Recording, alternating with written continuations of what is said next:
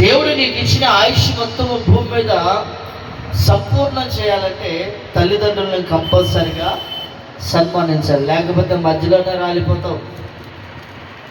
నేను మళ్ళీ చెప్తున్నాను, తల్లిదండ్రులను దూషించిన, తల్లిదండ్రులను కొట్టిన, తల్లిదండ్రుల మీదకి నువ్వు దుమ్మిగా లేచి ఇష్టం వచ్చిన నువ్వు చేసిన మధ్యలోనే రాలిపోతావు. చెప్పలు ఎక్కడ రాలిపోతావు? మధ్యలోనే రాలిపోతావు. దేవుడు సంపూర్ణం చేసిన దాకా కూడా ఉండవు, అయిపోతుంది టైం.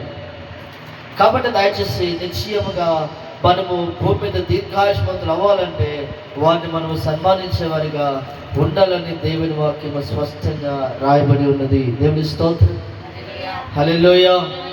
కాబట్టి దేవుని యొక్క వాక్యములో, దేవుని యొక్క శిక్షలో, దేవుని యొక్క బోధలో ఎప్పుడైతే ఆ పిల్లల్ని పెంచుతారో వాళ్ళు విధేయులుగా ఉండటానికి, సన్మానించడానికి, వాక్యమును బట్టి బ్రతకడానికి అవకాశాలు ఉన్నాయి.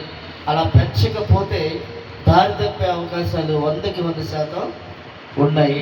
నేను మరొక కిరీటాన్ని కూడా చూపించాలనుకుంటున్నాను, మీ ముందు ఉంచాలనుకుంటున్నాను. మత్తయి సువార్త 27వ అధ్యాయము 29వ వచనం.